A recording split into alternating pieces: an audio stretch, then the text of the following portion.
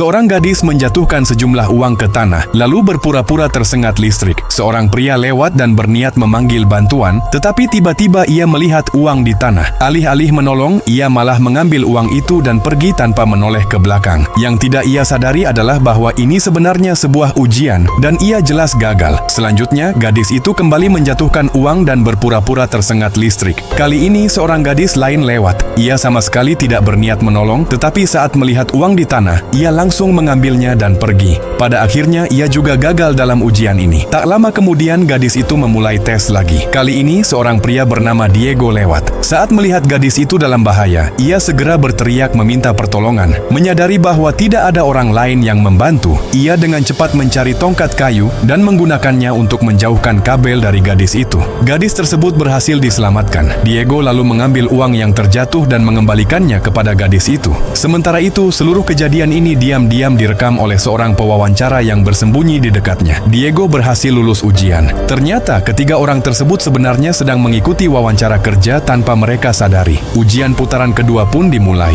Saat mereka menunggu giliran wawancara, seorang pria tiba-tiba menjatuhkan koper dan berlari pergi. Dua kandidat dengan antusias membuka koper tersebut dan menemukan bahwa isinya penuh dengan uang. Diego langsung menyuruh mereka untuk mengembalikannya. Gadis itu bertanya, "Kamu tidak ingin membaginya dengan kami?" Diego menjawab, "Ini bukan milikku. Aku tidak menginginkannya." Dua kandidat lainnya pun memutuskan untuk membagi uang itu di antara mereka. Tak lama kemudian, pewawancara muncul dan memanggil asistennya, lalu mengumumkan bahwa wawancara telah berakhir. Saat itu, mereka baru menyadari bahwa asisten tersebut adalah gadis yang sebelumnya berpura-pura tersengat listrik. Seluruh tindakan mereka telah direkam oleh kamera pengawas. Pada akhirnya, dua kandidat yang tidak jujur mengembalikan uang itu dan pergi, sementara Diego, yang berhati baik, berhasil lulus wawancara.